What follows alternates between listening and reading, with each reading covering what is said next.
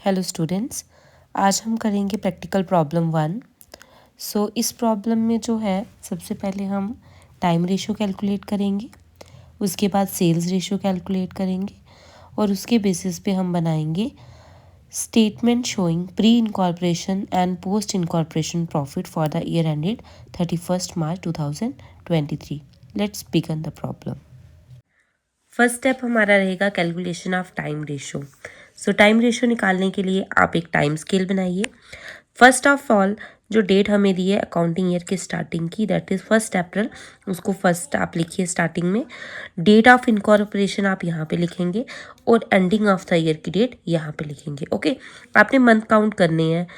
यहाँ से अप्रैल से लेकर डेट ऑफ इनकॉर्पोरेशन तक 3 मंथ्स है और डेट ऑफ इनकॉर्पोरेशन से ईयर एंडिंग तक है 9 मंथ्स।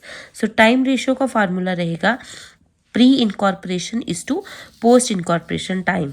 3:9 आ जाएगा ये हमारे पास, और 1:3 हमारे पास आ जाएगी टाइम रेशो। सेकेंड स्टेप है calculation of sales ratio. Sales ratio के लिए देखिए 12 मंथ की सेल हमें गिवन है 24 लैक्स, फर्स्ट 6 मंथ की सेल है 4,80,000। ओके, प्री इनकॉर्पोरेशन में है हमारे पास 3 मंथ की सेल हमें लेनी है, 3 मंथ की सेल हमारी आ जाएगी इसका 1/2, दैट इज 2,40,000। ओके, 9 मंथ की सेल हमारे पास आ जाएगी, ये जो 24 लाख है इसमें से ये वाली सेल हम एक्सक्लूड कर लेंगे, तो ये आ जाएगा 21,60,000। ओके, ये 24 के टेबल से जाएगा, 24 1 जा एंड 24 9 जा। नेक्स्ट स्टेप में आपको स्टेटमेंट बनानी है प्रॉफिट एंड लॉस की for the year ended 31 March 2023 के लिए। ओके, यहाँ पे देखिए जो स्टेटमेंट है ये प्री इनकॉर्पोरेशन के लिए भी बन रही है, प्रायर टू इनकॉर्पोरेशन, और पोस्ट इनकॉर्पोरेशन के लिए भी बन रही है, इसलिए 2 कॉलम है अमाउंट के। ओके, बेसिस ऑफ एलोकेशन ये मैंने पढ़ाया भी था आपको। कुछ एक्सपेंसेस हम सेल्स रेशो में बांटते हैं, कुछ हम टाइम रेशो में बांटते हैं, कुछ प्री में आते हैं, कुछ पोस्ट में आते हैं। ओके, बेसिस ऑफ एलोकेशन काफ़ी इंपॉर्टेंट टॉपिक है, जिनको ये नहीं आता है वो प्लीज़ जाके वीडियो देखो तो आपको क्लियर हो जाएगा। ओके, यहाँ पे देखिए फर्स्ट ऑफ ऑल हम लिखेंगे revenue from operations. Revenue from operations देखिए, अगर आपको ऑलरेडी जीपी कैलकुलेट करके दिया हुआ है क्वेश्चन में, ओपनिंग क्लोजिंग स्टॉक नहीं मेंशन है, तो रेवेन्यू फ्रॉम ऑपरेशंस में हम सेल्स को यहाँ पे जीपी को लेंगे। ओके, ग्रॉस प्रॉफिट को। और अगर आपको लेटर ऑन हम क्वेश्चन में पढ़ेंगे, अगर आपको ओपनिंग स्टॉक परचेजेस वगैरह दिया है तो फिर हम यहाँ पे सेल्स को लेते हैं। ओके, यहाँ पे देखिए नेक्स्ट आता है other income. Revenue from operation हमने यहाँ पे सेल्स रेशो में बांटा, तो ये आ गया 39,000 something and 3,51,000 something. Okay, third आता है हमारे पास टोटल इनकम। तो अदर इनकम में कुछ भी नहीं है, तो टोटल इनकम आ गई हमारे पास सेम। ओके, ये लिखिए आपने। फोर्थ हमारे पास स्टेप है दैट इज एक्सपेंसेस। एक्सपेंसेस में पहला हमारा जो एक्सपेंस है that is employee benefit expenses. तो इसमें हम लिखेंगे सैलरीज एंड जनरल एक्सपेंसेस, ये एक ही हेडिंग में दिए हैं। तो ये जो होते हैं फिक्स्ड खर्चे हैं, टाइम रेशो में बटेंगे। टाइम रेशो हमने कैलकुलेट की है 1:3। यहाँ पे आ गया 32,000, यहाँ पे आ गया 96,000। ओके, नेक्स्ट आता है अदर एक्सपेंसेस में। तो जितने भी और खर्चे दिए हैं वो हमारे आ जाएंगे अदर एक्सपेंसेस में।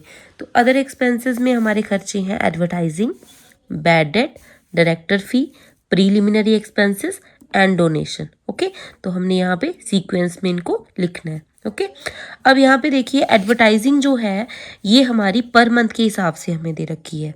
उसने लिखा है कॉन्ट्रैक्ट के अकॉर्डिंग वो एडवर्टाइजिंग करवा रहा है 2,000 पर मंथ, तो हमने यहाँ पे पर मंथ लिखना है, दैट मीन एक्चुअल एडवर्टाइजिंग हम ले रहे हैं। अगर ये पर मंथ नहीं दिया होता तो ये सेल्स रेशो में डिवाइड होना था। तो ये 6,000 आ गया 3 मंथ की, 2,000 इंटू 3, और ये आ गया हमारे पास 9 मंथ्स की 18,000। ओके, नेक्स्ट है बैड डेट। बैड डेट जो है वो सेल्स का खर्चा है, तो सेल्स रेशो में डिवाइड होगा। ओके, नेक्स्ट आता है डायरेक्टर फी। डायरेक्टर फी जो है आफ्टर इनकॉर्पोरेशन के खर्चों में आता है, दैट इज पोस्ट, यहाँ पे लिखेंगे। Then preliminary expenses, preliminary expenses, formation expenses, ये ऐसे खर्चे होते हैं जो कंपनी को स्टार्ट करते टाइम होते हैं, तो ये भी आफ्टर द इनकॉर्पोरेशन ही होते हैं। सो ये भी यहाँ पे लिखेंगे हम। डोनेशन भी हम एज्यूम करेंगे कि कंपनी दे रही है, और लिखा भी है क्वेश्चन में, donation to political party by the company. तो डोनेशन ये जो है यहाँ पे ये भी पोस्ट में आएगा, ये कंपनी का पर्टिकुलर खर्चा है। सो यहाँ पे आपने क्या करना है, टोटल करना है खर्चों को। सो यहाँ पे टोटल जब हम करेंगे, सो ये टोटल हमारे पास आ जाएगा, सॉरी, टोटल हमने करना है यहाँ पे खर्चों का। सो इस तरफ हमारा टोटल आता है सारे 38,000 समथिंग एंड 1,70,000 समथिंग। तो यहाँ पे देखिए आपने निकालना है प्रॉफिट और लॉस फॉर द ईयर। तो हम क्या करेंगे, 3 - 4, 3 means total income minus total expenses.